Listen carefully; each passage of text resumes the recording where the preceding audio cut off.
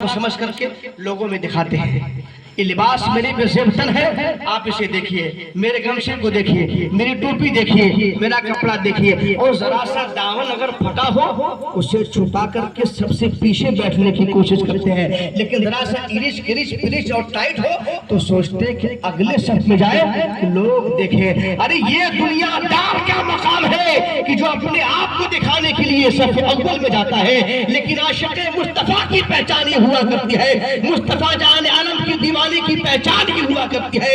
اگر وہ پھٹا لباس ہوتا ہے تو چلنے جانے دو، یہ پھٹا لباس صحیح ہے، یہ پرانا ہی صحیح ہے، مگر جب ہم بات کریں گے تو کسی اور کی نہیں، عشق مصطفیٰ کی بات کرتے ہوئے نظر آئیں گے. اس لیے لباس دنیا میں ختم ہو جائے گا، یہ لباس کی رعنائیاں مٹ سکتی ہے، لیکن جس شادی کو سنت مصطفیٰ کے مطابق کیا گیا ہو، جس شادی کو آقا کونین کی سنت کا خیال کر کے کیا گیا ہو، وہ شادی سے جو نسلیں آباد ہوتی ہے، ایسے ہی نسلوں سے حضور حافظ ملت پیدا ہوا کرتے ہیں، ایسے ہی نسلوں سے غوث اعظم پیدا ہوا کرتے ہیں، ایسے ہی نسلوں سے مخدوم اشرف جنم لیتے ہیں، اور ایسے ہی نسلوں سے خواجہ قطب الدین بختیار کاکی آمد ہوتی ہے. کیوں؟ کیونکہ ماں باپ کسی اور کی دیوانے نہیں تھے، مصطفیٰ جان عالم کی دیوانے تھے، اور دیوانگی کے عالم میں اس قدر سرشار تھے کہ جب اللہ رب قدیر نے ان کی اولاد کو پیدا کیا تو اللہ ان کے ذریعے سے خوشبودار بنا کر کے پیدا فرمایا کہ جب ایک باپ اچھا ہوتا ہے تو اپنی بیوی سے وہ شراب پی کر نہیں، اپنے بیوی سے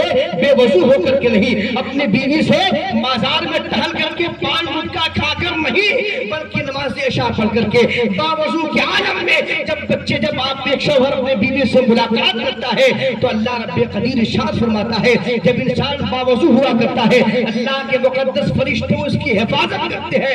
ایسے عالم میں جب آپ باوضو بھی ہوں گے، آپ کے بدن پر خوشبوؤں سے معطر ہوں گے، آپ ایسے وقت میں بیوی سے ملاقات کریں گے تو پتہ چلا فرشتے بھی دعا کر رہے ہیں، اللہ کی رحمت برس رہی ہے، اور جہاں اللہ کی رحمت برستی ہے وہاں دنیا دار نہیں دیندار ہی پیدا ہوتا ہے. سبحان اللہ، وہاں سبحان دنیا اللہ. دار نہیں دیندار ہی پیدا ہوتا ہے. اس لیے چاہیے اس بات کی اسلام کو سمجھیے، اس کا کلچر کیا ہے، یہ کہنا کیا چاہتا ہے، یہ بتاتا کیا ہے، یہ سکھاتا کیا ہے، اور سکھا کر کے حساب کیا لیتا ہے، اسے جاننے کی کوشش کریے.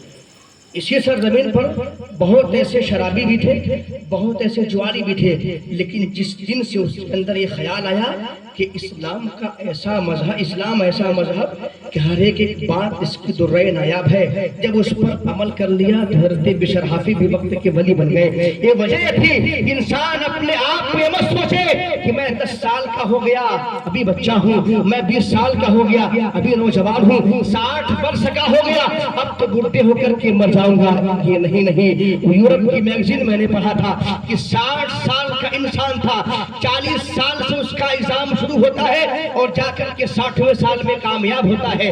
اس نے ضد پکڑ لیا کہ 40 سال کا ہو گیا مگر فیل ہوتا ہو گیا، 41واں سال دیا مگر فیل ہو گیا، 42واں سال دیا مگر فیل ہوتا گیا. اس نے ضد پکڑا کہ جب تک میں کامیاب نہیں ہو جاؤں گا امتحان دینا نہیں چھوڑوں گا.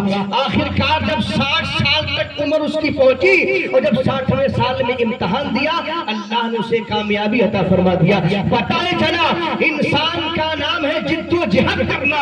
اگر اسے نیند آ جائے تو نیند کا غلبہ توڑ کر کے اپنے نیند کو قربان کر کے بارگاہ خداوندی میں پہنچ جائے اور شیطان کو لات مار کر کہے اے شیطان تم بہکا کر کے دنیا دار بناتے ہو مگر یہ خانہ خدا ہے جو دیندار بنایا کرتی ہے. رسا قریب ہو جائیے، سوچئے، پہچانیے اپنے آپ کے اور اپنے آپ کے بچوں کو. ہم جب وفادار نہیں ہوں گے تو ہمارے بچے کبھی وفادار نہیں ہو سکتے. آج الحمدللہ رب العالمین کبھی یہ میرا تصور بھی نہیں تھا کہ ہم اپنے والدین یا اپنے بڑوں کے مخالف ہو جائیں. میں تو برجستہ اعلان کرتا ہوں اگر جس کا دین سے رشتہ ہے، اگر وہ میرا دشمن بھی ہے، میرا باغی بھی ہے اور مجھ کو مارنے کو تیار بھی ہے، اگر وہ دیندار ہے تو یہ نور اس کے ساتھ ہے. یہ جذبہ رکھیے. لیکن ہمارا کیا جذبہ ہے کہ فلاں متولی فلاں مسجد کا ہے، ہم اس سے جلن لگتے ہیں، نہ اس کے پیچھے نماز پڑھیں گے، نہ اس کو چندہ دیں گے، نہ اس کی بات مانیں گے. آپ اس کی ذات کو دیکھیے اپنی زمین، اپنی جائیداد، اپنی پراپرٹیز کے جھگڑے میں، لیکن جب وہ دامن پھیلا کر کہے مدرسے کا کام کرنا ہے تو جو آپ اس شان سے استقبال کریے کہ اے پروردگار عالم، یہ مجھ سے نہیں بولتا ہے، میں اس سے نہیں بولتا ہوں، مگر تیری دین کی محبت میں، تیرے فرمان کے مطابق آقا کونین کا دیوانہ بن کر کے میرے گھر پہ دین کا چندہ مانگنے آیا ہے۔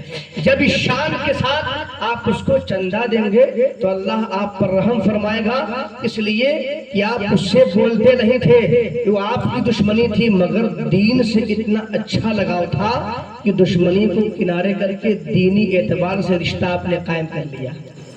یہ شان سے خدمت کرنے کی ضرورت ہے۔ اور صحیح بات تو حقیقت یہی ہے کہ آج مسلمان کا نہیں، یہ پورے علاقے کی بات ہے، مسلمان کا نہیں، یہ سچ ہے۔ اور کیوں نہیں ہے؟ اس کے اندر تعلیم نہیں،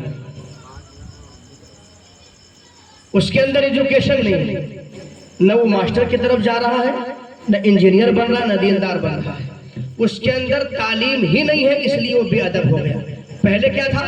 جھوپڑی تھی، مگر اس کے 10 لوگ آس پاس میں بیٹھ کر کے کچھ سیکھتے تھے، مگر آج کا ہمارا بچہ بڑوں کے پاس نہیں جاتا ہے، اور بڑا اگر کوئی سکھا رہا ہے، ارے بہت بڑکا جانکار ہوگا، لوکا تو سکھیبا، نیا زمانہ چل کا تو سکھیبا، یہ لینگویج ہوتا ہے، اس سے دور رکھیے۔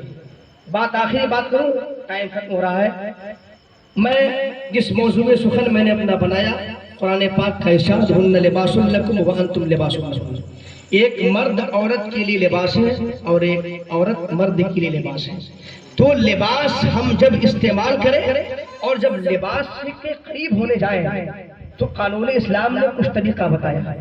ہم لباس جب اپنا دھلتے ہیں تو داغ ہٹا کر کے دھلتے ہیں، وہاں پر کیمیکل بھی لگاتے ہیں، آلہ بھی لگاتے ہیں تاکہ داغ چھوٹ جائے، جب کپڑا پہنے تو کوئی داغ نظر نہ آئے۔ اسی طریقے سے رشتہ ہے، آپ جب رشتہ کرنے جائیں تو بہت سارے داغدار بھی دنیا میں ہیں، اور بہت سارے غدار بھی دنیا میں ہیں، اور بہت سارے وفادار بھی دنیا میں ہیں۔ تو ہم جب رشتہ کرنے جائیں، جس لباس کو پہننے والے ہیں وہ اسلامی لباس ہونا چاہیے۔